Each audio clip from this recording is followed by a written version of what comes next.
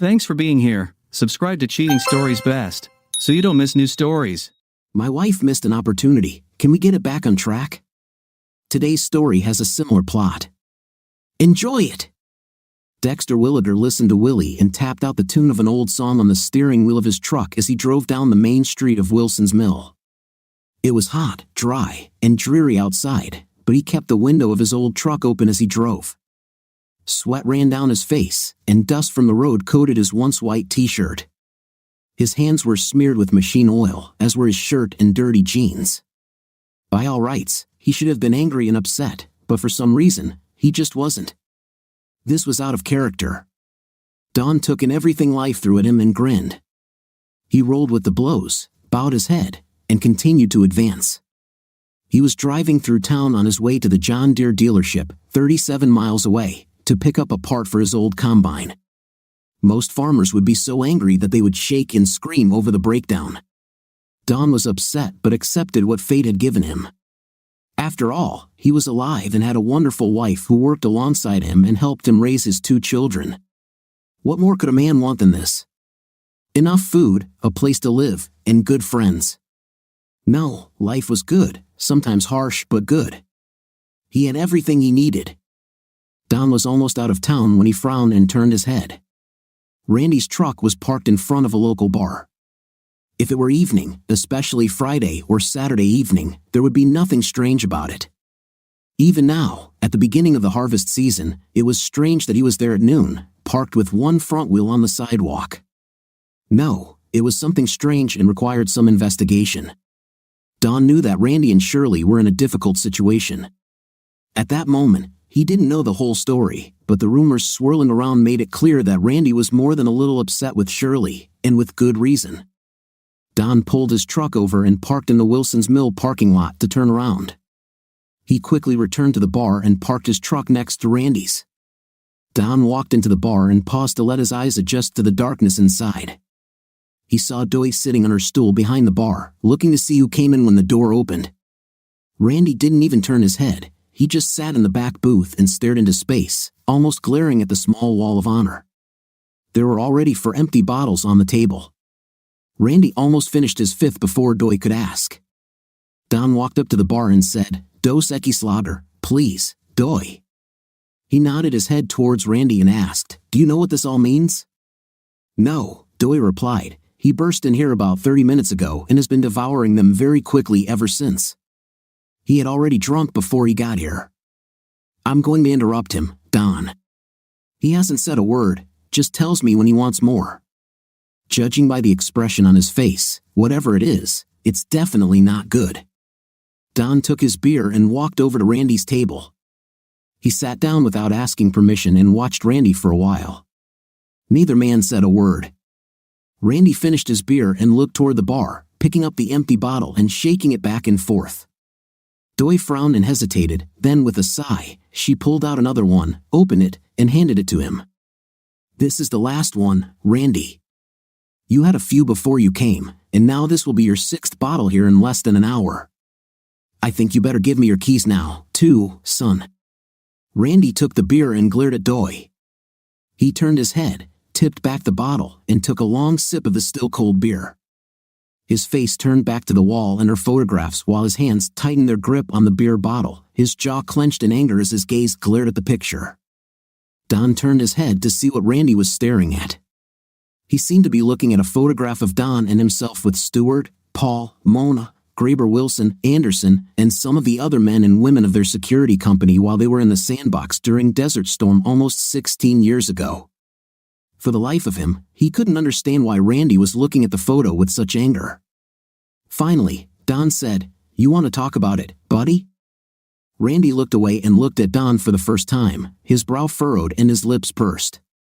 "You know," he asked, "how long has she been doing this?" Don frowned, took another look at the photos, and replied, "What do you mean, buddy?" Randy gave a short, strangled laugh and replied, "That's right, you tell me that you are the only one who didn't know, except me. This is all heck. Even Doi knows, don't you, Doi?" Don looked up at the surprised Doi. She frowned, shrugged, then shook her head. Randy yelled, "They were here." "I know, isn't it? What friends you all turned out to be. I thought we were like in a movie, a band of brothers, brothers before girls, at night. Crap, come on, Randy said. Don said, dude, we've been close since high school, but I have absolutely no idea what the hell you're talking about right now. Come on, at least give me a hint. Randy stared at Don for a moment. Don could almost see the gears turning in Randy's brain. Finally, he said, well, maybe you don't know. Ever since you married Mona, you haven't been here that often, but damn, you still come to this coffee shop often. Didn't Mona say anything? Don thought he knew why Randy was in this state right now and said, well, yeah, but... Randy jumped to his feet and tried to punch Don. Don jumped back and dodged the blow. He was glad that the table they were sitting at had booths along the wall and chairs with their backs to the room. If there had been a full house, Randy would have probably punched him. Whatever the case, Don nearly lost his balance when his legs became entangled in a falling chair. Luckily, when Randy lunged and struck, he was so drunk that he lost his balance. Don was the first to regain his balance and hugged Randy, pinning his arms to his sides so Randy wouldn't hit him. Having done this, he said, son, I don't know what crawled up your fifth place, but you asked. Now let me finish. Like I said, yes, we all know you and Shirley have been fighting for the last few months. Damn, I heard some things she told you, and if Mona talked to me like that, we'd be going around in circles. But that's all I know, and I think that's all Mona knows too. That's no reason to try and hit me, though. Damn it, we're friends. Randy struggled a moment longer, then relaxed. To Don's embarrassment, Randy collapsed back into his seat and began to cry. Don looked at Doy and shook his head. He thought, damn, all we need now is a crying drunk. He looked at his watch. It took too long. He needed to get to the hardware store before closing, get his part, and return home. Crap, finally Don made a decision. He reached into Randy's pocket and pulled out his wallet, then headed toward the bar. How much is it, Doy? 7 bottles of beer cost $14, as always, Don. You know it. What are you going to do with it? Damn it, I don't know. You don't think I can leave him here, do you? Doy smiled and shook her head lightly back and forth. Understood. Don pulled $15 out of Randy's wallet, then took one out of his and handed it to Doy. She looked at the money and said, I said 7 bottles of beer, Don. Yes, I heard. Keep it to yourself and keep quiet about it, please, Doy. I'll take it with me while I get my parts and try to figure out what's going on. Fine. If you can let me know what's wrong too, maybe I can help. It's just not like him at all. Don returned to Randy and helped him up. Come on, Randy, he said. You can go to the city with me while I buy spare parts for the combine. We'll talk a little on the way. As they pulled onto the road and the tires began to hum, Don looked at Randy. He looked out the window, clenching his jaw tightly. Don said, now, buddy, why don't you tell me what the hell is going on today? She's, and is going to leave me? What? Who is this, and is going to leave you, Shirley? Damn, I know you've been at each other's throats for a while now, but what makes you think she's going to leave you? Do you really think that swearing will solve problems? I don't just call her names, it is a fact she's a, these are the facts. I heard her talking to Trickster Willie this morning. She's a real easy-to-get young woman from real life for this idiot pimp. I was supposed to be planting second crop beans in wheat stubble, but I forgot to oil the seeder, so I went back inside to do it. I was working in the garage when they left the house. She was supposed to leave for town this morning, said she had some bills to pay and she'd probably be there all day, shopping and everything. You know she's been running around a lot lately. I couldn't cope with my work at home, the house is a complete mess. Damn it, I don't have any clean clothes, and dishes are piled up everywhere. She used to handle the housework and could still help me a little, but now, sometimes she doesn't even have a dish ready when I come over to eat. Anyway, Trickster Willie parked his old truck in the lot next to her car, and they were talking as they walked out. I heard him tell her that he had 1 client for her this morning and 3 wanted to see her at noon. I just stood there in shock, I couldn't believe I actually heard it. I looked through the crack in the door and saw her laughing and flirting. She looked worried. She asked how much he charged them and what they all wanted. The told her that in the morning it's just regular intimate, but at noon, it's big money. Everything would be unlimited, any hole, as many times as they wanted for 2 hours for $1,500. Damn cheater, she simply stopped and smiled, then extended her hand and said, money in advance. Willie looked offended and said he would pay, and then asked her if she didn't trust him. She said, hell no, I don't trust you. You. Last time I had one of those unlimited acts, you paid me for a simple check. Now I want my $1,000 up front or I don't see any of it. You won't deceive me anymore. You know I have to earn enough to get the hell out of here. I can't stand this anymore. I'm sick of this damn farm, the dirt, and all that crap. I'm sick of all these farmers. 2 years ago, I told him that I was tired of this and wanted to move, but he blew me off. Willie told her that he didn't have any cash with him and would have to pay her later. She looked at him intently for a minute then said, okay, fine, but no payment, no intim. Understood? I'll get my share before the action starts or I won't enter the room, honey, he scolded her and then said, okay, fine, now let's get the hell out of here before that idiot comes back or we'll be late. Then they both got into their cars and drove away. Dawn looked at Randy in shock. Wow, man, are you sure that's what they said? What did they say when you came face to face with them? Dude, I didn't say call it. I mean, I was so shocked and they left so quickly that I just stood there in shock. Then I went into the house and had a couple of drinks, and then went to, do you know the rest?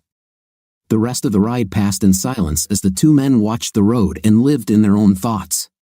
On the way back home, Don finally said, so, what now? Are you going to explain yourself to her or what? What the hell are you talking about? The is gone and Willie will remain in the world of offended men.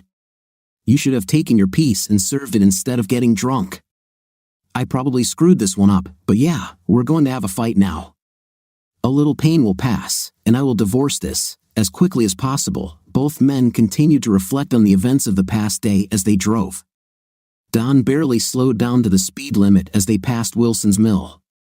Randy shouted, hey, you forgot my truck, Don. No, I didn't forget, Randy. You come home with me and we'll talk about this some more. I want Mona in this, and I think we need Slim too. Mona? Dude, I don't know, she's quite close to Shirley. I think Slim is fine, but why do you want to involve him? You know that all four of us were locked in the sandbox. Heck, we've been friends since high school. Besides, Mona is smart, she's probably smarter than any of us, and I trust her completely. She won't give you away. After what her sister-in-law did to her brother, she hates traitors with a passion. I never really liked the Dodger, but after we got back, something really went wrong with him. All 6 of us banded together when we graduated from high school and went through that hell together. We had each other's backs. Well, now those of us left still have your back. I have to admit, when we were there, and Trickster Willie and Shirley had a night, I thought they were going to get married. We were all surprised when she married you and not him. I could never understand why, really. Well, I guess I was stupid. Do you know me, Willie, and Shirley served in the same platoon? We were always together on missions and so on. Well, I also thought that Shirley and Willie were a couple, but I guess that's not the case. Or maybe that's how it was, damn it, I don't know. I know she slept with him often, of course, but she slept with me too, and I heard that she was doing this with several others, but I was never able to prove it. Anyway, I spent as much time with her as I could, damn it. She was a woman, and I was lonely like everyone else, and it was damn good intimate. And it still is. I thought we were close, but every now and then she and Willie would go away, and sometimes after that, I would see her with someone else. Anyway, after Willie's dad died and he came home early, Shirley and I were kind of together all the time. As we were going through the checkup before returning home, Shirley came up to me and told me she was pregnant. She claimed that I was the only one she had been with since Willie came home, and the baby was mine. You know, we got married as soon as we could after we got home, and then a couple of months later, she started having seizures and so on. She told me that she had lost the child. Damn it, I don't know. We had a few rough patches over the years, and she never got pregnant again. About every time old Willie was back in town for a long time, Shirley and I got into trouble. I should have left her years ago, but when things were good, they were really good, you know. She maintained a good home and helped a lot in difficult times. Although this time it's even worse. Randy was still drunk when they returned to Dawn and Mona's house. Instead of doing what he usually did and driving straight to the broken equipment, Dawn stopped at the house as Randy followed him inside. Mona entered the kitchen from the sewing room. She saw Randy and smiled, then said, "Hi, Randy, long time no see. You look bad." "Everything is fine," Dawn intervened and said. "No, honey, he has some problems. We stopped for tea and then returned to work on the combine. Would you like to come and help someone? We need to talk about something, and I can't waste any more daylight." Mona frowned and quickly returned to the sewing room. Coming out of the kitchen, she said, "Yes, let me turn off the sewing machine and the light, and I'll come to you now, honey." While the three of them were working on the combine, the men told Mona this story. At one point, Mona said, "Damn it, I knew she was a little. Oh, damn. I heard there that she was known to charge for dates, but after you all got married, I thought she settled down. Heck, I've heard rumors that several women supplement their income by spreading their legs. Hell, I even had a few offers. I would try it myself if Dawn weren't here. Although I never wanted to do anything that could cause a quarrel between us." I heard that, Dawn. Willie was her pimp there, but that was just random snippets of conversation. There were rumors that you wanted to take Shirley after Tricky Willie. Supposedly, he went with her as a security guard or something like that. You both know that if things had been too revealing, Command would have intervened, and the Criminal Investigations Division would have investigated. I just thought it was mostly rumors. So how do you know she's back to her old tricks? Do you have any proof? If you file for divorce, you need to tie this tight, or you'll lose your shirt. It sounds like she's at least saving some of her money. Do you know where it is? Even if it's ill-gotten, it's earned in the marriage, and you deserve some of it in the divorce. I don't want you to go crazy here.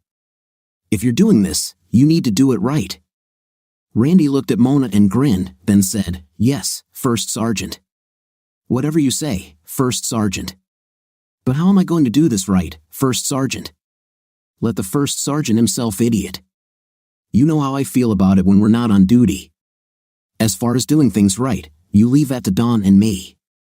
The first thing we have to do is get everything settled for you at home. We don't need her to leave before we're ready, if we can help it. Now, I'll go inside and call her and tell her that Dawn found you drunk in town and brought you here." "No, I have a better idea. I'll tell her about the broken harvester and that you're helping us fix it." "Damn, that's almost logical and should be a good alibi. You're an engine sergeant and a damn good mechanic, so it makes sense that you'd help. You can even stay the night, and we'll just tell her we worked late and insisted you stay the night. If she asks, maybe we can bring Slim in and do some initial planning here." After Shirley's phone call, the three friends called Slim. He agreed to come and supposedly help them work on the combine. After Slim arrived, against Mona's better judgment, they all grabbed beers and sat around the kitchen table discussing Ree's problem with Shirley. They decided they needed more help and called in a couple of their security friends. However, they had to be careful because Shirley was also still in the guard, and they didn't want rumors to get to her. That weekend, the three friends went to a security meeting as usual, but sometimes during the day, they found time to talk quietly and recruit 2 or 3 people to help Randy. They only spoke to those they felt they could trust. They didn't talk to anyone they hadn't previously agreed upon to try to get involved in the operation. Slim was still on security duty but in a different unit that wasn't meeting that weekend. However, he also had a couple of people he would contact in his next exercise. For the most part, the Guard is a small organization, and many people know each other, especially in the upper echelons. Of course, many people in the security unit are local residents, so they also know each other as neighbors. Randy found it almost impossible to stay home with Shirley around. Luckily, this was his busiest part of the year, and he could legitimately spend most of his time away from work. It was also plausible that he ate quickly, talked to her a little, went to bed early, got up early, and left the house. He was legitimately tired every night, and because of that and Shirley's attitude, he managed to avoid having an intim with her. His first series of tests for intimately transmitted diseases came back negative, and he began to breathe easier. He was pretty sure that Shirley used protection most, perhaps all of the time with her clients, because she never brought any illness into his home. The guard was regularly tested for AIDS and other diseases, so his civilian tests were mainly to allay Randy's fears. He really didn't expect to find any illnesses. 10 days after meeting with Dawn, the friends met to begin detailed planning for their operation. Since she was the first sergeant of their unit, Mona had access to the armory. It helped that Randy was a motor sergeant and Dawn was a drill sergeant. Mona simply received permission from her commander to meet with some of her sergeants in the armory at the appointed time. The 3 old-timers and 6 of their friends and fellow guardsmen met in the armory dressed in uniform as if they were doing legitimate work. Neither Shirley nor Willie thought anything unusual was going on. In case anyone decided to check on the conspirators, they did plan something for future training and left some paper notes. This, of course, was also necessary for them to be paid for their evening work. The meeting was held in a military manner. They prepared an operational order, brainstormed plans for the operation, and determined the equipment needed for it. Some of the necessary equipment had been provided to them by the guards, and they planned to use it. Of course, they would be using it in an unauthorized manner, but given their rank position in the unit and length of service, they were confident that unless it was lost or damaged, they could easily get by with borrowing the equipment. All surveillance would be led by 3 men whom Slim hired from his military police unit. 2 of them actually worked as law enforcement officers in their civilian jobs. One was a deputy sheriff in their county, the other a city policeman. These 2 men brought additional experience to the operation and even had access to some quality surveillance equipment. The icing on the cake was that if they could get information about Shirley and Tricky Willie, they could use the legally obtained piece of evidence to prosecute them, assuming they were involved in trafficking their bodies. They might even be able to attract other law enforcement agencies. 13 days after their first planning session in the armory room, they were ready to execute their plan. All participants were aware of their role in the operation and prepared to carry out a mission that was, to all intents and purposes, military, regardless of the fact that it was conducted in a civilian location. At the beginning of the operation, as in any military operation, intelligence gathering began. The programs were downloaded to Shirley and Wilson's cell phones, landline telephones were tapped, and cameras and voice recorders were installed in both homes and vehicles. Players were targeted to identify additional co-conspirators. It took them 2 weeks to find where Shirley hid her earnings. Unsurprisingly, she did not have a local bank account for this money. A somewhat bigger surprise was that the money was also not deposited in the safe deposit box. She kept the money in a safe inside an old garbage disposal parked behind the machine shed. At some point, the safe was welded inside the grain separation area of the combine, in front of the straw separator. She actually had to get into the car to gain access to the safe. She used it quite often. There was a fairly well-defined area under the back of the combine where she would climb in and out of the machine to hide her money. After they found the safe, the team installed a high-sensitivity, low-light camera in the harvester to get a clear image of the dial so they could identify the combination and collect the money when the operation was complete. On the 20th day of surveillance, Thursday, Mona received a call from Slim, the senior sergeant of surveillance. He said, "We have a serious problem here. Terry is going crazy and wants to quit everything. We need a team decision on this issue and probably a hell of a lot more influence than any of us have. What's itching in your 5th place, Skinny? Calm down, damn it. You sound more excited than when we were bringing the mortars there. Willie and Shirley are working today. You know we kept an eye on them, and the game here became much more dangerous." They waited in the motel room for their midday clients. After Willie finished receiving his fee, Shirley asked for her share of the day's earnings. He said, "Nothing will work out this afternoon, Shirley. It's a freebie, like an insurance policy for us." Shirley just looked at Willie and said, "Nobody has this girl for free, and I'm damn sure I'm not going to give 4 idiots unlimited for free. I'm leaving here." Willie grabbed her hand and pulled her back into the room and then onto the bed. He looked really scared and said, "Shirley, we have no choice here. Your current clients are the sheriff, the chief of police, and 2 of their friends. The sheriff or the chief of police, one of them, somehow got wind of us, and the sheriff came to me with a deal. They can own it for free once a month and receive 10% of the proceeds, or we'll go to jail. We have no choice here, Shirley. Well, Terry got really scared when he heard that and wanted to leave, but we talked him into staying until we talked to you. Damn, now we don't know what to do with it. We have no idea how deeply rotten county or city law enforcement is. Damn it, who the hell should we get involved with this, or should we just give up? I mean, he's upset about the damn illegal surveillance in the first place. He said he didn't sign up for this crap. He just wanted to help his friend out. Now he is afraid that he will get into trouble due to the unauthorized investigation and surveillance of the sheriff. I don't know how long I can keep him here or how long I can keep him silent. Ooh, crap. Give me a minute, I need to talk to Don. We will contact you again. Stay on top of things for now, Slim. After discussing the problem with Dawn, Mona called Slim back. Slim, let's see if you can keep this in check today and control Terry. Be damn sure you get good notes and bring them to me as soon as the action is over. We, of course, need reliable backups and good hiding places for these recordings.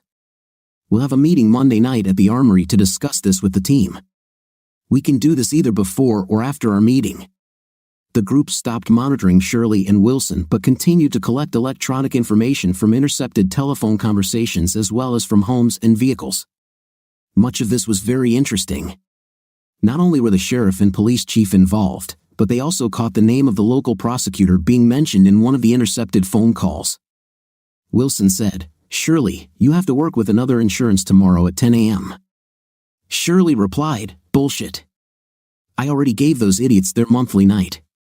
We all agreed that they have me 1 day a month, that's all. Shirley, it's not them.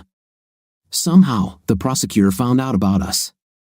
Now you have to offer him the same deal, and tomorrow will be his first session.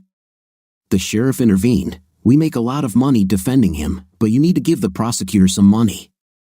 Otherwise, his defense won't be enough. The prosecutor also receives another 5% of profit from us.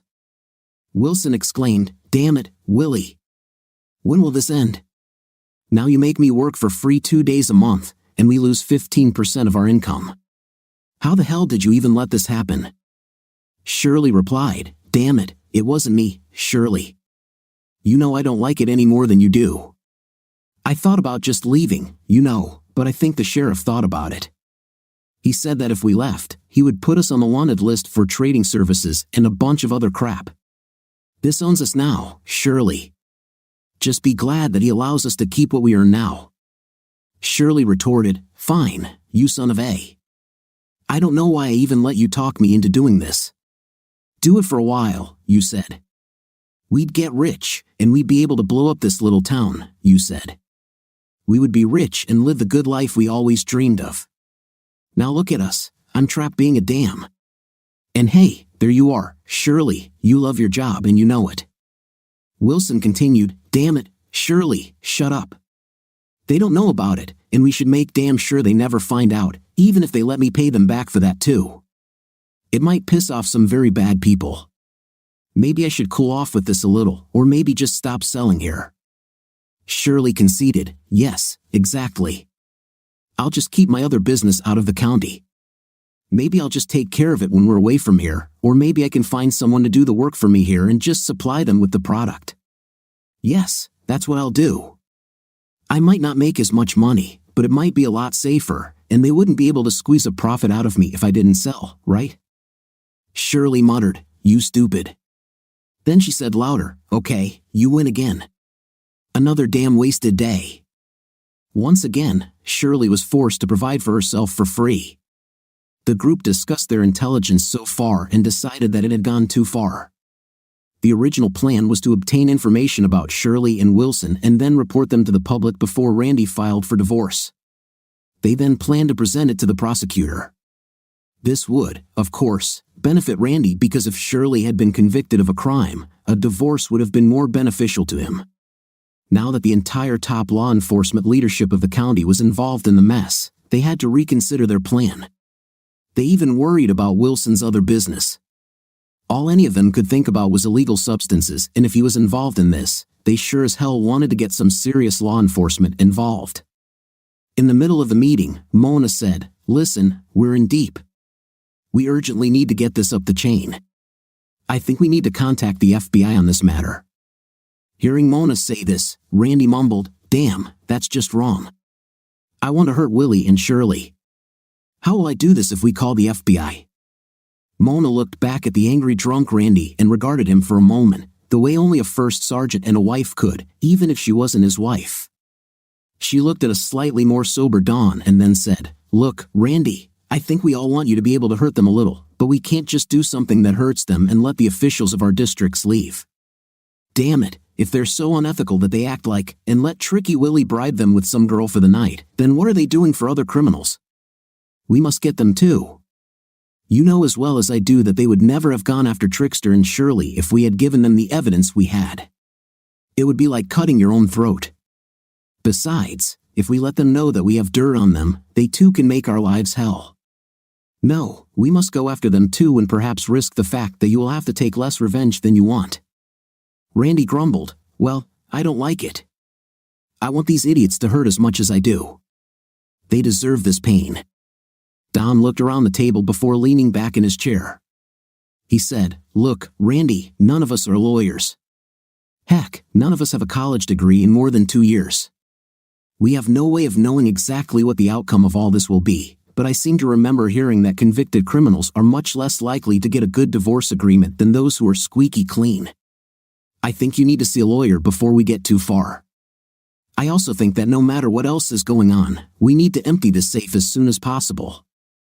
At first, I thought we needed to just use a combo and drain it, but now I think we need to do something even worse to throw her off the scent. Well, of course, we have to take this money. I'll be damned if she can trick me and then walk away with a ton of cash and half of my farm and things," Randy exclaimed. "Yes, but if we do this right, we can give you your money back and make it look like someone else took it. Maybe I'm being overly cautious, but I think I have an idea that will give you some legitimate cash to report on your tax return and a way to hide some of her damn money," Don proposed. Randy looked at Don curiously and said, "How am I going to do this?" "Well, look, the price of scrap iron is quite high now. We all have a bunch of old scrap metal on our farm. We all need to come together and take our scrap metal to the landfill for recycling. Larger pieces will need to be cut and transported. We can start at my house, then do the cutting before we get to yours. We all have big trucks, trailers, and torches to cut large machinery into smaller pieces. We can load scrap metal onto our tractors. When we get to your house, the first piece we cut will be the harvester. We'll be sure to cut the combine open so the safe is still hidden pretty well inside. Before we start cutting, we'll open the safe and take almost all the money out of it. We'll leave, say, a couple of hundred inside in case it opens when they crush the scrap metal.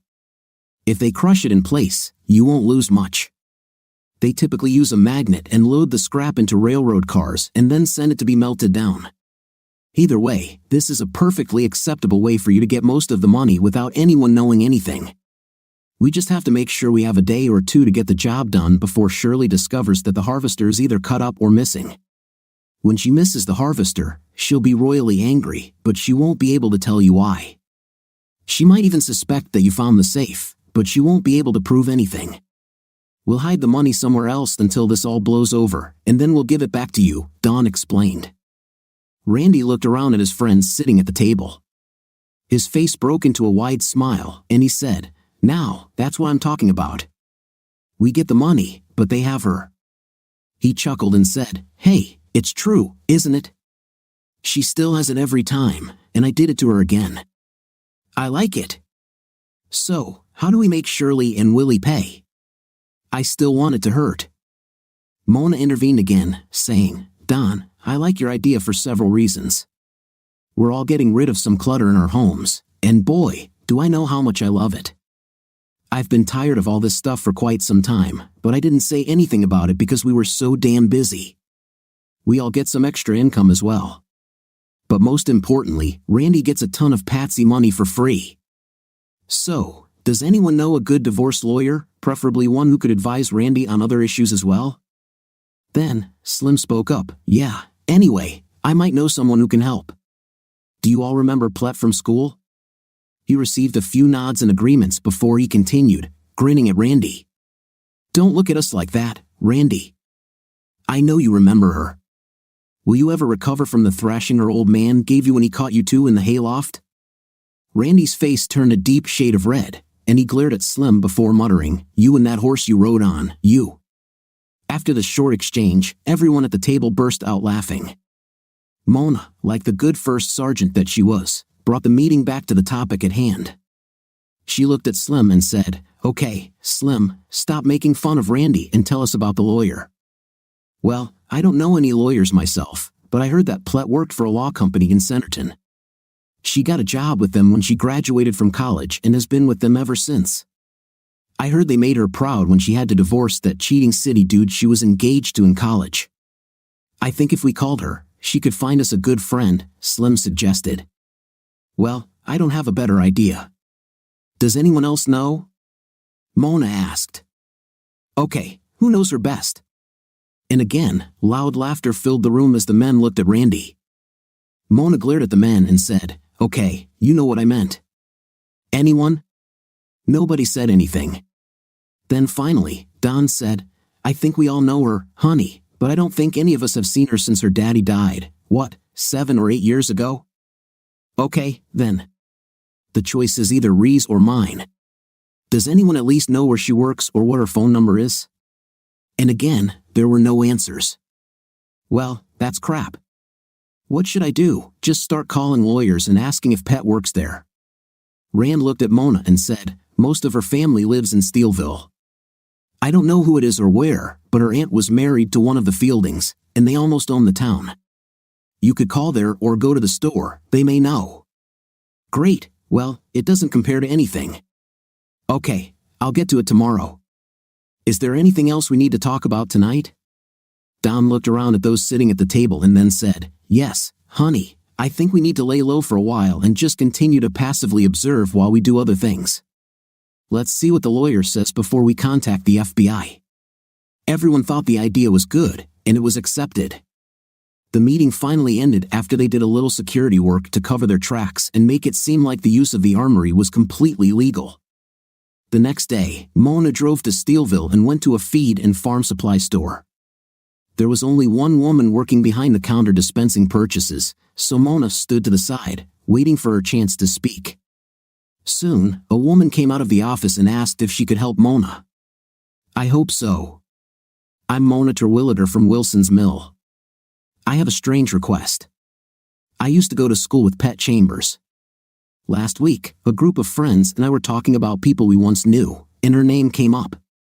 We remembered that some of the Fieldings were related to her, and I came to see if I could talk to any of them and get her address or phone number," Mona explained. The woman smiled and said, "I'm Jennifer Fielding Scott. Why don't you come into the office so we can talk? I watch phones for my mom while she runs errands." After they sat down in the cluttered office, Jennifer leaned back in her desk chair and frowned at Mona. "So, why exactly are you looking for Pet?" "I'm not going to give out information about her to anyone just because you want it," she stated firmly. Mona sat there for a moment, looking at Jennifer. There was something about her, she was so confident and had such a look in her eyes. She could look into your soul. And she had a long, penetrating look, as if she had been to hell and back. She carried herself with authority and confidence. Mona knew better than to try to flirt with her. She finally decided on a piece of truth and hoped she wouldn't go too far. Why the hell did she come across this woman? "Perhaps I misled you a little," she said. "Last week, we were talking about old friends, and Pet's name really came up. We were holding a training meeting at our place and discussing the personal problems of one of my soldiers during a break," Mona admitted. When Jennifer leaned forward slightly, her eyes glared at Mona like lasers as she snapped, "Were you discussing my cousin in training with your soldiers?" "Just who the hell are you, Missy?" "I'm a commander, USN retired, so you can take this as an order if you want. Now, I want to see some ID, and I mean now. Unless you convince me that you mean Pet no harm, you won't get anything from me." Mona thought, "Oh damn." Mona looked at Jennifer again and realized it. The "I will be obeyed" look is a deep-rooted confidence that comes with command, and for senior military officers. She had never thought about whether Jennifer could legally give her an order or not. Her immediate reaction was to obey the senior officer. So she rummaged through her purse and found her ID. She leaned forward and handed her ID to Jennifer. Jennifer looked at the ID and handed it back. "First Sergeant, right? Well, I guess you're not some stalker or axe murderer. Anyway, so First Sergeant, why do you want to find Pet?" she asked. Mona replied, "Like I said, ma'am, we were in a meeting and her name came up. One of my men is having some problems with his cheating wife, and some of us were helping him get information about her. When we learned something that was much, much beyond our expertise, a few years ago, we heard that Pet was working for a lawyer. So, we wanted to talk to her about a divorce lawyer and someone who could help with another matter as well. What else is the matter?" "Oh, ma'am, I really better not talk. This is truly massive, and many people could get hurt or even killed if we don't handle it properly. God, what the hell have you gotten yourself into here? Okay, never mind. I'll take your word for it right now." Jennifer picked up the phone and dialed the number after looking it up in the little book she had in her purse. When the call was answered, she said, "Hi, Paul. I have someone here who is looking for you. She went to school with you and wants to pick your brain about a divorce lawyer and someone who does something else. No, she won't say anything more. Her name is Mona Terwilliger." "Okay, let me check." Jennifer looked up from her phone and said, "She says they're open tomorrow morning from 9 o'clock. She remembers you, but I'm still not going to give you her personal number. Do you want to make an appointment?" Mona reached for her purse and said, "Let me check, please." She called Randy, and he agreed that they would make an appointment. She said, "Yes, please, Commander." "Fine, yes, Paul, they will be there." "So, when are you coming back here to see us?" "Yeah, okay. See you." Jennifer hung up and turned her attention back to Mona. She said, "Okay, tomorrow at 9 o'clock, Fielding and McCullum Lawyers, Centerton, 2987 S Primrose, 2nd floor. And First Sergeant, I hope that someday I will know everything about it." Mona smiled and said, "Thank you, ma'am, for everything. And if I'm not wrong in my assumptions, you and everyone in the county will hear about it in a few weeks." The next morning, Randy, Dawn, and Mona arrived at the lawyer's office about 10 minutes early. As soon as they entered, a beautiful woman about their age looked up from her computer terminal. She smiled and said, "Randy, what a surprise. I see you're still dating Mona, and Dawn, nice to see you all. Come in and have a seat. We were only expecting Mona, but I assume you're all together. How about a cup of coffee? Chuck is talking on the phone, but I don't think it will be for long." Pet had not yet returned with coffee when a well-dressed middle-aged man entered the reception area. He smiled and said, "I'm Charles Fielding Jr. You can call me Chuck. I assume you're all together? Paul told me I should talk about divorce. Which one of you is going to get divorced?" Randy raised his hand and said, "It must be me, sir. I'm Randall Thomas, but most people call me Randy." At that moment, Pet came back and giggled. She blushed slightly and said, "Yes, you have always been lustful, as far as I remember. We both got in trouble for this." Then Chuck laughed and, holding out his hand to Randy, said, "Okay, I know the story. You know Bradley hated you until the day he died. He never forgot what you and Paul did in his loft. And then you had the nerve to tell him it was none of his business. So, you didn't do anything else like that led to this divorce, did you?" Randy blushed and said, "No, sir, but could we discuss this somewhere else, please?" Chuck looked upset and said, "You're absolutely right, and I'm really sorry. This is not a place to discuss the past or what you are here for." "My apologies, sir." Randy replied, "No problem. I understand, but we really need privacy for this." Chuck turned to Pet and said, "As soon as Betty gets here, come in." "No, I don't know why, but I think you better be aware from the beginning. Place the sign on the table and increase the volume of the rants bell. You can do both jobs until Betty arrives. She should have been here by now." The five of them retired to the conference room, and after some small talk to get to know each other a little, they got down to business. Chuck started by saying, "It's okay now, Randy. Please explain your problem to me, and we will see what I can do to help you with this. Randy started telling Chuck about Shirley, beginning with her alleged actions in Iraq, then about their marriage and what he overheard that made him suspect her of cheating. He explained how Don and Mona became involved in the case and what they discovered while investigating Shirley and Wilson. When he got to the point where the sheriff's involvement became known, Chuck said, "Whoa, are you trying to tell me that the sheriff, police chief, and Potter County prosecutor are taking protection money from Shirley and this Wilson character? Do you have any evidence for your claim? You know this is a very serious charge.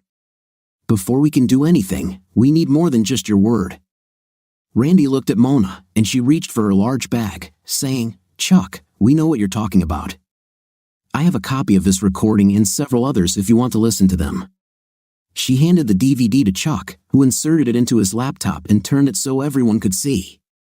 After the DVD finished playing, Chuck sat back in his chair, very shocked. He said, "I can't believe it. I have known Lawrence since he moved to this area to practice law, long before he was elected prosecutor. I just can't believe he or the sheriff would be involved in something like this. I recommend putting off your divorce for a while, Randy, until authorities complete their own investigation into these allegations. If they can obtain evidence to prosecute your wife, it may help your case. Plus, we could hurt their case against the sheriff, the police chief, and the prosecutor if we go to court for a divorce now. I can help with your divorce, and I can put you in touch with people who can help with others. May I ask what other damaging information you have?" After they continued discussing the case, Chuck picked up the phone from the conference table and said, "Betty, something pretty serious has happened. Please cancel the rest of my appointments for today and reschedule them for another time. But before you do, please call Mark Howard and ask him to come here as soon as he can. Tell him this is extremely important, the most important thing he has at work today." After the phone call, Chuck sat back in his chair and clasped his fingers together, thinking. Pet put her hand on Randy's forearm and looked into his face. She said, "Randy, I'm so sorry. I know how you must feel. A few years ago, I caught my husband cheating, and Uncle Chuck helped me divorce him. I can't imagine how much worse you feel knowing that your wife is also an available girl. If you ever need to talk, please call me." The three friends spent almost $100 discussing the case with Chuck and his friend Mark Howard from the FBI. They were ordered to immediately stop all surveillance of people and take back their cameras and voice recorders if they could do so safely and without letting anyone know they were there. 3 months passed before the investigation reached the point where Mark allowed Chuck to file for divorce from Randy. During this time, Slim and Don's farms were cleared of all old broken equipment and scrap iron. They worked slowly in between other more important tasks. Finally, they were given permission to file for divorce, and the friends immediately went to Randy's junk pile to get the cash from the safe before Shirley either tried to take it and run away or something else happened to them. They waited until they were sure she and Wilson were working and then went to the combine first, just as they had planned many months ago. The night they emptied Shirley's safe, the friends met at Don's house to count the money. They worked for almost 2 hours before they finished. After Mona tallied the balance, she looked at Randy in shock. She said, "Oh my God, Randy, there's almost $500,000 here. If we're not mistaken, it's $487,400. How the hell has she been doing this for so long? And if she has that much cash, how much more has she received and spent? Has she ever been faithful to you?" "I'm sorry, Randy, I shouldn't have said that." "No problem, Mona. I've been asking myself the same question ever since we discovered this mess. Now I even wonder if the child she lost right after we got married was even mine. Thank God we never managed to have children." The next afternoon, Slim, Don, and Randy were clearing away scrap metal when Shirley came into the machine room to see what they were doing. She stopped and stared at the spot where the old combine used to be, then almost ran over to Randy. She screamed, "Randy, what the hell are you doing? Where's the old combine and other equipment? We all needed some extra money in this damn economy, so since scrap metal sells for a good price, we cleaned out our junk. We've already cleaned Don and Slim's houses and started cleaning ours yesterday. We cut large pieces before taking them to the scrapyard." "Why do you ask?" Shirley collapsed to the ground crying. Randy looked down at her and said, "What's wrong with you, Shirley? For God's sake, it's just a pile of scrap metal. Why are you crying? Where are you going? I really like this combination. This was the first big machine we bought for the farm. You can't just throw it away. Sorry, Shirley, I didn't think you'd be so attached to it. It's just a piece of worn-out metal. Heck, I suspect it's on its way to being melted down by now. They loaded it right onto the train when we brought it in yesterday. Shirley jumped up and slapped Randy, then screamed, "You son of a! How could you get rid of our harvester?" She ran around the machine shed, and soon they heard the roar of a car in the driveway. Randy looked at his friends and smiled, rubbing his cheek. He said, "Well, it went pretty well, didn't it? I wonder where she's going." Everyone present laughed and then went back to work. Later that evening, Shirley was still not home. Around 8:30 p.m., Randy received a call from a very upset Shirley. She was crying, and he could barely understand her when she said, "Randy, honey, I'm in jail in Centerton. Could you please come and pay my deposit so I can go home? Should I pay bail?" "What the hell have you done, Shirley? And what is the deposit bail is $10,000. I was arrested for exposing myself to public ridicule and not leaving private property when ordered. They also said I was resisting arrest." "What the hell were you doing?" "Nothing, this is all just a misunderstanding. Please hurry up." He heard the phone hang up. Randy laughed to himself for a moment, then called the Centerton Police Department to find out why Shirley had been arrested. The officer Randy spoke to reviewed the complaint and told him that she was at the salvage yard, running around stacks of metal and yelling about her harvester. She refused to leave when ordered, so she was arrested. She was charged with trespassing, disorderly conduct, and resisting arrest. Randy laughed again, and after the conversation ended, he dialed Paul Pett's cell phone number. After she answered, he paused for a moment and then said, "Tell Pett if the papers are ready to be filed. Can Chuck file them tomorrow?" Shirley is being held in the Centerton City Jail on $10,000 bail, which I have no intention of paying. I think now is a good time to let her know, don't you? The arrests came fast and furious the next day. A federal task force picked up the county sheriff, police chief, prosecutor, and a half-dozen other senior law enforcement officials at about 6 a.m. A little later that day, Wilson was arrested along with his lady friend. Of course, the charges were added to those Shirley was already facing, and her bail was increased. Not that it mattered since no one even paid the initial deposit. Mid-afternoon on a day when the hammer had fallen for many local law enforcement officials, Randy received a phone call. When he picked up the phone, he heard, "Randy, this is Pett. Mr. Fielding would like me to call you and set up a meeting to discuss your situation in more detail. Could you come tomorrow or the day after tomorrow?" "Yes, any day suits me." "What time should I be there?" When Randy walked into the law firm's reception area, this time there was a secretary instead of Pett. She announced it, and a smiling Paulette left the office. She ran up to Randy, hugged him in greeting, and then said, "Randy, good to see you again. Come on, please. Today, we are in Mr. Fielding's office. Would you like some coffee or something else to drink before we start?" "No, I'm fine, thank you." After greetings and a long chat with Chuck and Pett to maintain social decorum, Chuck sat back in his chair. He said, "Randy, I understand it was quite busy in Potter County yesterday. None of your friends got splashed when that hit the fan, did they?" "No, sir. As far as I know, nothing happened to anyone I care about. However, I know that my wife and an old high school acquaintance did not seem very happy with the outcome of the day." "Why do you ask?" "Well, since you brought it up, I wanted to talk about your wife and her friend Wilson. We can file for divorce and serve it right now if you want, but I advise you to wait. If she is found guilty of almost any of the charges brought against her, the divorce will go much better for you. I am proposing a legal separation now, followed by a divorce if and when she is convicted." "Well, I do not know, lawyers cost money, you know." Everyone laughed at that. Before Randy could continue, "As far as I understand, if we are married, I am legally responsible for her bills. We're in a tough spot right now, and I really can't let her do anything that would drain the bank accounts even more. I understand, but with legal separation, we can control this problem. We file for divorce and make announcements. We put a note in the newspaper and so on, letting everyone know that you have separated and are no longer responsible for her debts.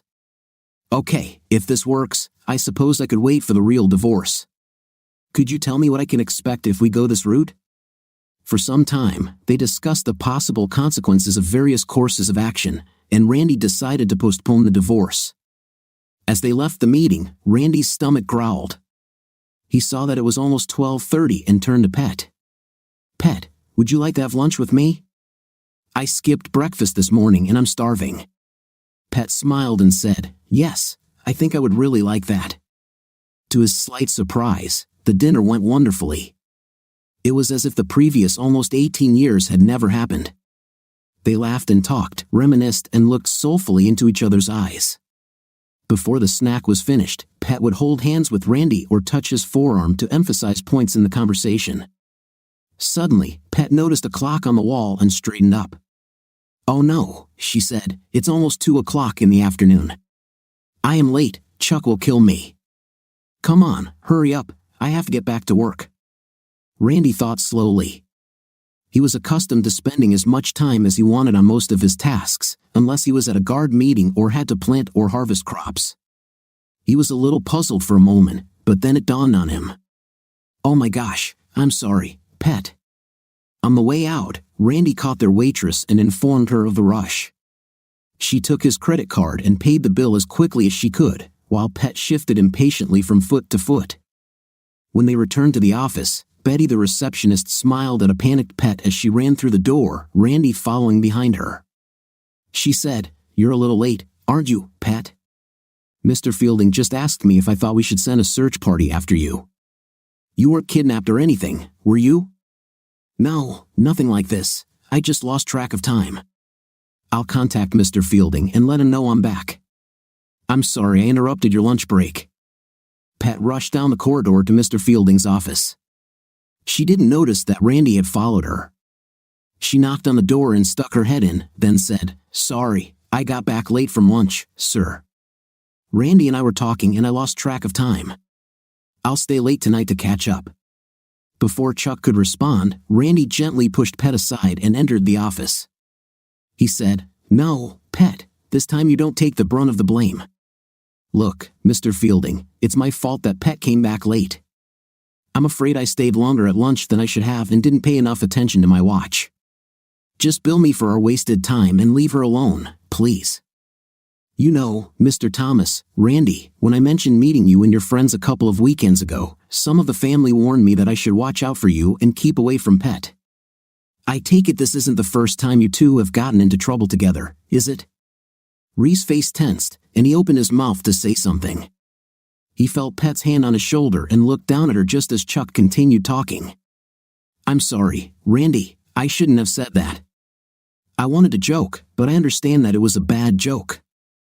As for returning late, don't worry about it.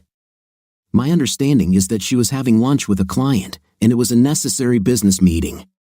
Now, you two relax, we will keep you updated on the outcome of your case. All cases moved slowly through the court system. Finally, after almost 3 months, Shirley's case was concluded.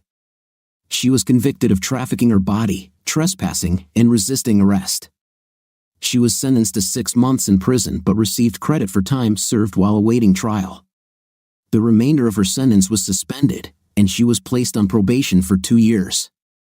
She was acquitted of charges related to the trafficking of Dodger Wiley's heroin. The day after the verdict, Shirley was served with divorce papers, and the case began to work its way through the court system. The case finally went to a hearing. About the only asset the couple had to divide was their farm, and they had minimal equity in it. Sure, there were bank accounts and vehicles, but they weren't worth much. After hearing the case, the judge made her decision. Things could have been worse for Randy, much worse. The farm was only marginally profitable, bringing in about $2,000 a month. Their home equity in the land was only $5,374. The judge ordered Randy to pay Shirley alimony of $500 per month for 2 years and awarded her 20% of the value of the farm property. Shirley was about to be charged with contempt of court when she screamed, "What? This is unfair. I should get half, and he should pay me more per month to live on. What about my money? I think he has more money than he said. Mrs. Thomas, are you saying that there are resources not mentioned in the documents submitted to this court? Do you have evidence that there are other sources not included in the list? No, Your Honor, I just mean that we should have more money. He cleaned up the trash in the engine yard, and I think there was more money there than he said. The judge leafed through the papers in front of her and stopped at the end. She read for a while, then said, I see here that this year's income reported to date includes the sale of scrap to a recycling company. I show that the money was transferred to your joint account. I see no reason to continue questioning the financials, Mrs. Thomas. As I stated previously, Mr. Thomas was granted a divorce on the grounds of adultery, and the property division remains as I stated. The court session is declared closed. Shirley cried as Randy and his lawyer walked past her chair to leave the room. She glared at Randy and hissed, You're an expletive. I think you're deceiving me. You stole my money, idiot. Chuck stood next to Shirley and her lawyer and said, We'll take out a loan against the farm for the agreed amount and send you a cashier's check within a week. I assume you will allow us to send lump sum support payments as well. As Chuck and Randy walked out of the courtroom, they were greeted by a smiling Pet. She stepped towards Randy and quickly hugged him. She stepped back and said, Congratulations, Randy, you got a much better settlement than you would have gotten without the convictions. Do you have any plans now? Yes, I go home and try to forget this. I think I'll continue farming. Don said he would lend me money to pay her off so I could get rid of her for good. Otherwise, no, just keep going like this. Over the next few months, life returned to normal for the three friends. They actually met more often, either in the mornings in a cafe or in the evenings on weekends at a local bar. Most of the time, they spent at least a few minutes discussing the biggest news stories of the year, the arrests and prosecutions of county and local law enforcement officers. They also discussed special elections held to replace the sheriff and prosecutor after they were convicted of their crimes. They were very happy that Terry was elected sheriff. The fame he received when it was revealed that he was involved in the initial investigation and discovery of his boss's criminal activities served him well. One morning, the friends were sitting in a cafe solving the world's problems and drinking their morning elixir when the door opened and slammed shut again. This happened so often that most clients never noticed it. There was the sound of light footsteps approaching, and Randy jumped. Someone's small female hands grabbed him by the shoulders and pressed him to her. He smelled the most divine aroma as strands of blonde hair tickled his ear. He heard a melodious voice say, Well, look at the hard-working farmer growing all these crops to feed the hungry city dwellers. His arms left his torso, and he turned to see a beautiful, healthy apparition standing next to him and slightly behind him, grinning. On a shocked face, he jumped to his feet and said, Pet, what are you doing here? Sit down and have coffee with us. Shortly after Pet arrived, Don and Mona left to go back to work. Slim followed them about 15 minutes later. Randy and Pet continued to chat. Time flew by, just as it did in the city when they dined together 3 times. Finally, around 10:30, Randy said, Listen, Pet, I'm sorry. I really need to go home today and do something. Are you staying with us for a long time? Could we maybe meet up tonight or something? We could grab a burger somewhere and maybe go to the bar for a beer if you want to. I'm on vacation for 2 weeks, Randy. I'm spending this week here with my mom to celebrate the 4th, and next week I'm just going to go for a drive and see the country before I go back to work. What are you going to do today? Maybe I could help. I don't actually do much. I just need to finish work on my planter to get it ready for planting my second crop of soybeans. I need to change the plates, lubricate them, and then once that's done, I'll work on the combine to get it ready to roll. Heck, if you want, you can come, and we can be together while I work on this. I like to have everything ready to go before the 4th of July. It would be great. I really enjoy my job, but sometimes I really miss the farm. I used to enjoy working with my dad when he did field work. I miss some of the animals too, but not the hard, dirty work of castrating and processing cattle, and I never want to milk another cow. Heck, I even enjoyed bottle feeding the calves when we picked them up from Mom to milk them. Perhaps you could come to your mother on the 4th. The family always has a big party. We go to Field Resort Grill and eat and drink too much. We always swim, and some of the guys fish or play golf. Damn it, why am I telling you all this? You probably remember what we did when we were dating. I know everyone would love to see you again. I don't know. I remember a couple of them wanted to kick my 5th place for a while. Pet laughed, and her eyes sparkled as she replied, well, yeah, but they got over it. I'm sure Mom would be glad to see you again. She always said that you were the best boy that ever came to us, and she included my brother's friends among them. Then it's a date. Besides Thanksgiving and Christmas, the 4th of July is my favorite holiday. Shirley and I always took at least a day off and headed to the river to camp and barbecue with our friends. Pet noticed the moisture in the corners of Randy's eyes as he first choked and then clenched his jaw in anger, remembering what his now ex-wife had done throughout their marriage. She gently placed her hand on his shoulder and said, I know the wound is still fresh, it will take some time to heal, but trust me, it will heal. However, you will never forget, and this makes it much harder to trust again. Randy and Pet each drove their own car to Randy's farm. He waited until she got out of the car, then invited her inside to look at the house. When she mentioned how nice the yard and exterior were, after a brief tour, Randy said, I really need to get to work, Pet. He went to the refrigerator and got himself a beer. Over his shoulder, he said, I'm drinking beer, want one? Paulette smiled and said, of course. It had been a long time since I had eaten this early. Remember those times when we went canoeing and we had a relationship? Sometimes we would finish our 2nd or 3rd beer by 10 in the morning. Yes, those were the good old days, Randy said with regret. We certainly had our fun last summer before. Pet laughed and said, yes, sometimes I regret that I didn't ignore Dad and break up with you. By the time I decided, I was a big girl and had the courage to go against his wishes. You and the other guys had already moved on to basic training and advanced individual training. I was in college when you all came back, and I fell under the spell of your 5th place. Pet sat and chatted with Randy while he worked. For the first few minutes, soon she was already acting as his assistant, bringing, carrying, and helping as best she could. All day they worked, talked, and joked. About 2:30 in the afternoon, Randy's stomach began to growl loudly. He stood up and said, I have to go and get something to eat. Please come and have lunch with me. All we'll have is a sandwich and chips, but if you behave, I'll have another beer with you to wash it down. Pet smiled and said, of course, if it doesn't bother you too much. After grabbing a quick sandwich, the couple returned to the machine room and got back to work. Randy stopped around 4:30 p.m. and cleaned the oil and grime off his palms with store-bought liquid. He turned to Pet and said, well, those 2 matters are over. Why don't we clean up and run to the bar for dinner? Sounds funny, although I'll have to run home and clean myself up. I feel pretty dirty and know I must smell terrible. I really enjoyed today, though. Thank you for putting up with me. No problem, you helped me a lot, and it was really nice to see you again. What do you say if I pick you up around 6? Fine, I'll be ready. It was almost 3 in the morning when Randy dropped Pet off at her mother's house. He walked her to the door, and before she entered, he hugged her and kissed her tenderly. He stepped back about 2 feet and said, I had a lot of fun tonight, Pet. Thank you for coming with me. Pet stepped towards Randy, gently placed her hand on his chest, and looked up at him with shining eyes. She smiled and, standing on tiptoes, quickly kissed him.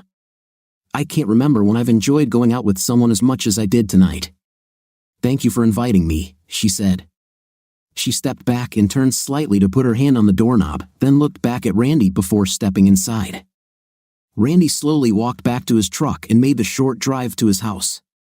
He and Pet had dinner, then went to a club where they listened to country music from a popular local band and danced the night away. After leaving the club, they stopped for breakfast at a late-night diner before heading back to Wilson's Mill. Randy walked into his house and began to undress. Heading to his bedroom, he rushed into the shower to wash off the cigarette smoke, then headed to bed, where he quickly fell into a dreamless sleep. It was almost 10 in the morning when he woke up. While his morning coffee was brewing, Randy did his morning chores, fed the chickens, collected eggs, fed the dog, and enjoyed the moment a little. When he was done, he poured himself his first cup of coffee and sat down on the covered patio to drink it. He pulled his phone out of his pocket and called Pet. When Pet hesitantly answered the phone, Randy grinned and said, "Good morning, beautiful. I was sitting here with my first cup of coffee and wanted to call and thank you again for last night." They talked for a while, and Randy said, "I have to go, honey.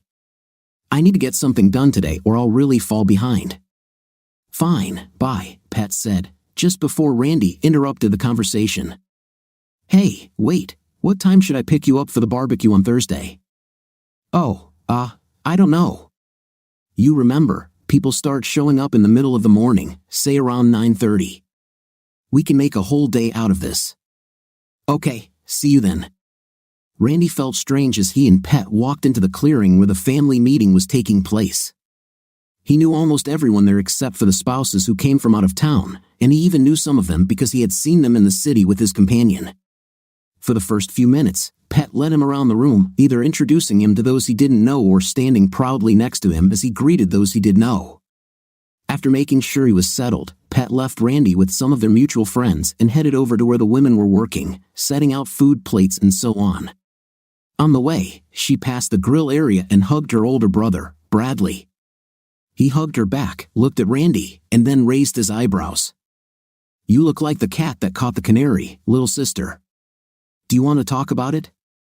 Are you sure this is a good idea?" "No, yes, oh my gosh, I don't know. It's almost as if we had never been apart. He makes me laugh. It's been so long since I've had this good. Brad, I missed him so much when Dad sent him away, but I was afraid to go against his will. Now I feel like we have been given a second chance. I want this to work out so badly, but we are completely different people than those two children who were caught in the loft that night. You need to be careful, sis. Don't rush into it because you remember or think you remember loving him when you were in high school. I think he's a good person, but you remember how hard it was for us growing up. Farming is hard work, and he is a farmer. You are used to an easy life in the city. Are you sure you want to chase him?" I think so. We're just communicating, you know. But it's too early for our SE time. We had several long lunches during his divorce, and we only went on 2 real dates. I spent last Saturday helping him work on his equipment before we went out, and it was fun. It might be fun for one day, sis, but is that what you want to do for the rest of your life? I thought you were itching to get off the farm when you went to college. I did. So well, no, not really. I wanted to get away from Dad and those damn cash cows. I never minded the idea of being a grain or beef farmer's wife, but I hated helping milk. We never got to go on vacation or anything like that. We had to be home twice a day to milk those damn cows. We started at 6:30 in the morning, and if we were lucky, finished by 7 or 8 in the evening. To his surprise, Randy had a great time at the barbecue. After eating, he and Pet walked a few meters upstream to the swimming area, swam, talked, and had a few beers with a few of their old school friends. It's time to help clean up and head home. Long before it's ready for the rest of the summer, Randy and Pet talked on the phone almost every evening. They usually had at least 1 date a week, sometimes 2, unless Randy was too busy at the farm.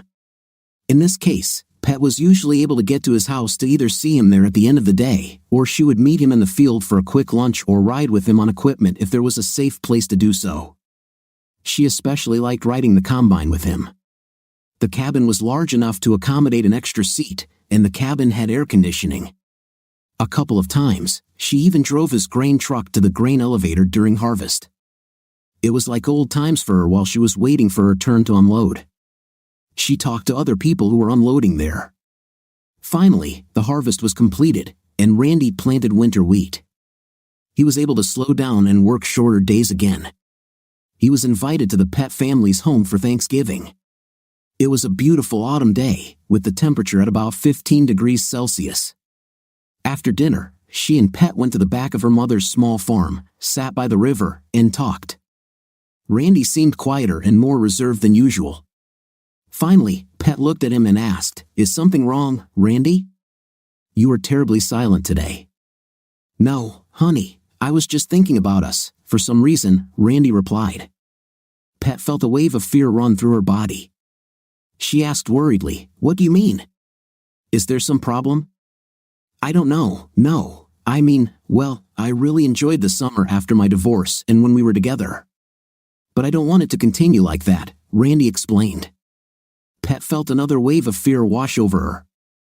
She started to ask what he meant when Randy continued, "I wondered what it would have been like if things had turned out differently when we left school. I feel so good when I'm with you that I almost get angry thinking about all the years we missed. I don't want to miss anything anymore, Pat." Randy turned to the puzzled young woman and took her hand.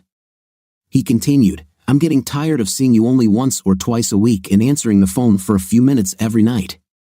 I've been trying to think of the best way to ask you to marry me, but I just can't think of any particular way to do it." Pat gasped when she heard Randy say he wanted to marry her. Her eyes filled with tears, and her voice trembled as she asked, "Did you just ask me to marry you?" Randy reached into his pocket and pulled out a ring. He handed it to her with a sheepish smile before saying, "Yeah, I guess I did. Pretty unconvincing, isn't it? But I really love you. I think I've always loved you, and getting to know you again this spring and summer has only made me realize how much. So, what do you say? Will you do this?" Pat smiled and reached for the ring, saying, "Yeah, that was pretty lame, but that's okay.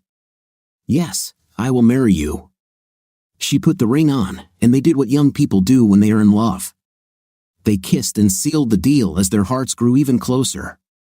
After a few kisses and strong caresses, Pat pushed away from Randy and straightened her clothes. She smiled and stood up, then extended her hand to help Randy up. She said, "Come on, I want to get back to the house before they leave. Show everyone my ring and tell them the news."